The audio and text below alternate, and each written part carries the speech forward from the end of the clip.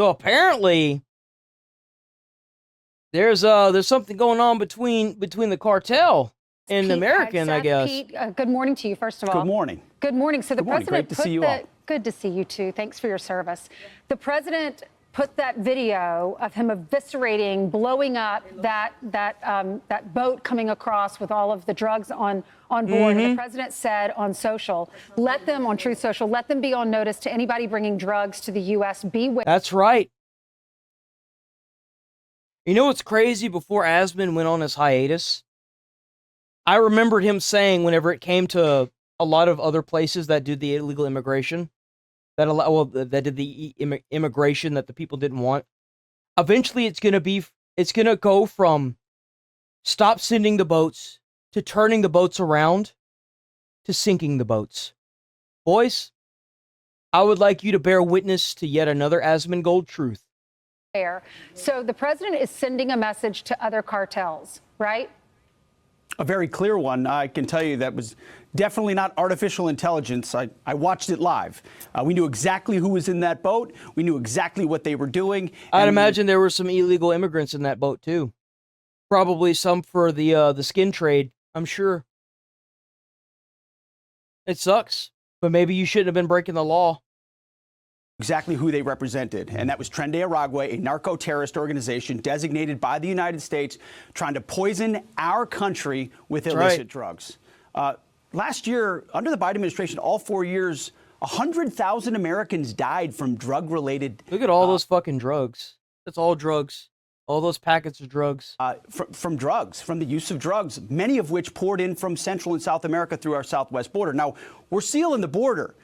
But President Trump is willing to go on offense in ways that others have not been. And to send that clear signal to Tren de Aragua, Cartel del Sols, and others emanating from Venezuela, we're not going to allow this kind of activity. You're poisoning our people. We've got incredible assets, and they are gathering in the region. And so, what's the point of spending all this money in the U.S. military if we ain't going to use it? Seriously. I think this is one of the best ways to use the U.S. military budget. Honestly. You want to try to traffic drugs? It's a new day. It's a different day. And so those 11 drug traffickers are no longer with us, sending a very clear signal that this is an activity the United States is not going to tolerate in our hemisphere. Well, Mr. Secretary, you made it very clear when we had the opportunity to visit the southern border at Fort Bliss, the Southern Command knew exactly where these folks were and that you guys were going to take them out. I guess the question is, for this operation specifically, was this a drone attack or was this hellfire from a helo? I can't disclose precisely how this went down. I can tell you secretly it was a satellite in orbit. Precision. It was very well understood exactly what assets would be used in order to achieve the effect. So that's classified how it was done. But you can see publicly a lot of the assets that we have in the region, which to include an ARG-MU, which holds 2,200 combat infantry Marines and has plenty of its own organic assets. So we've got assets in the air. I agree with you. I think this is being done behind the scenes. I think that it's been happening behind the scenes for years. And I want to see more of this. People have lost all their trust in America and in the American government. You want to gain trust back? Show that you're trying. Putting the National Guard in D.C. to clean up the streets and the crime, that's a damn good start.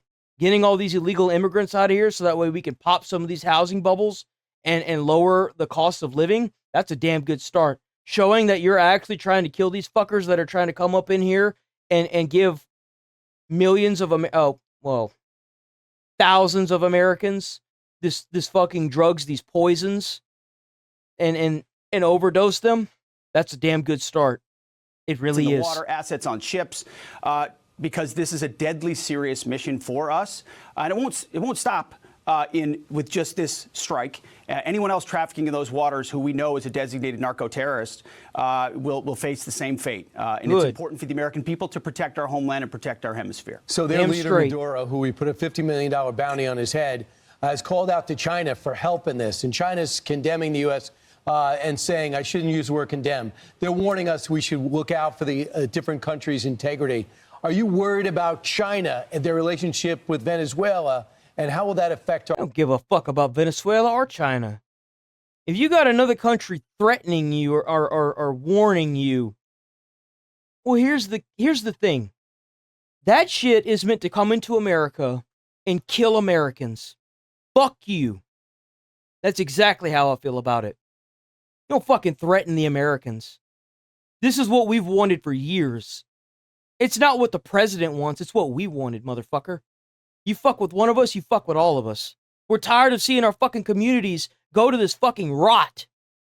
Watching these fucking fent zombies die every day on the fucking street. And if you got a fucking problem with it, fuck with America. These motherfuckers in these boats are finding out exactly what happens to you. Enough is enough. We're tired of being the fucking foothold of every goddamn country around us. We're tired of being the ones hemorrhaging all the fucking money to you people and you guys not coughing it back the fuck up. And we're tired of watching Americans die on the fucking street from all these goddamn drugs that are being brought in from these foreign fucking countries. We're sick of it. Don't give a shit what any fucking country has to say. And if they got a fucking problem with it, just remember one thing. Our military's fucking bigger. Our policy. No, the only person that should be worried is Nicolas Maduro, who's running effectively as a kingpin of a narco state, not actually elected and indicted for $50 million by the United States. And we know he's involved in the types of drug running that has affected the American people directly. So China and other countries are going to say certain things, and that's their prerogative. What we have there in the Caribbean is a clear demonstration of military might. President Trump has shown, whether it's the southwest border, whether it's the Houthis in freedom of navigation, whether it's Midnight Hammer in Iran, that the precise application of American power can have incredible impacts and reshape dynamics around the world and in the region. So Nicolas Maduro, as he considers whether or not he wants to continue to be a narco trafficker, has some decisions to make. And that's all I'll say about that. Is regime change our goal there? Well, that's a presidential decision, and we certainly understand the indictment. We understand the $50 million. Anyone would prefer that he would just give himself up, but that's a presidential level decision, and we're prepared with every asset that the American military.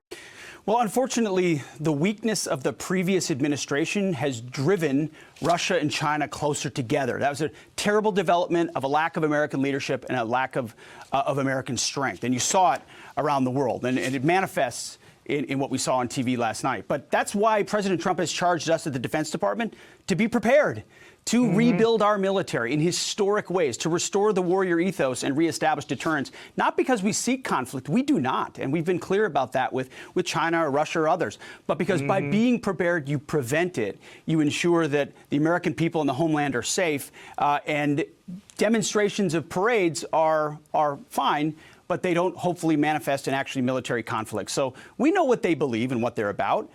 We also know how strong we are and the military advantages we have. They know that also. Our job's to maintain those military advantages in space, in the skies, in the sea, under the sea, and with long-range fires. They do need to stop. They need to stop throwing blame, and they need to fix their shit. Seriously. Americans are tired of being under everyone else's fucking boot. We carried their asses in World War I and II. If we can do it then, we can do it again. We're sick of this shit. Fix y'all's fucking countries and stop trying to cast everything on us. Fix y'all's shit. We're tired of it. We got our own fucking problems to deal with here. We don't need to deal with y'all's bullshit too. So keep y'all's fucking drugs and y'all's trash to y'allself. All the capabilities we have, Golden Dome, which is something China knows they can't replicate, and we will inside this administration. So we're going to maintain the strategic advantage. President Trump has a great relationship with President Xi, and we'll leverage that in hoping to find ways that we can work together. Otherwise, we'll always be prepared. So, Mr. Secretary, part of the president's philosophy is peace through strength. He wants to be able to have negotiations. He doesn't want to start any new wars. He wants to end a lot of wars. And that's the thing that I kind of admire with Trump. I'm not a big fan of Trump. Based on everything I've been saying, you would definitely think otherwise. But he's tried to make peace with these fucks before he's had to do what he did. We're willing to sit down and do business, but you got to come to the table. One thing he does right. want to do is have the perception and the philosophy of the military to get back to the original origin. And one way he wants to do that with changing the name from Defense to Department of War. What is the timeline on that? I've said stand by on it, and that's what I'll say again, because that's ultimately the president. That's another W. Why would we take a defensive stature? If someone wants to fuck with Americans, then they're going to find the fuck out. Long is the day where we sit here and do fuck all about all this crap that's going on in our country. Those days are over. I remember the fight on crime, the fight on drugs. It's about time someone put the fucking spark to this gasoline tank and lit the fires back up in this goddamn country. Somebody had to, because you know that both sides only gave a shit about money. It's nice to see somebody willing to fuck over a bunch of people that make a lot of money just to make things right. I think that's refreshing, honestly. I'd imagine that's why they were so scared about Trump getting back into power. Especially since this is his last term. Bro's gonna be fucking, whoo, he's gonna be malicious.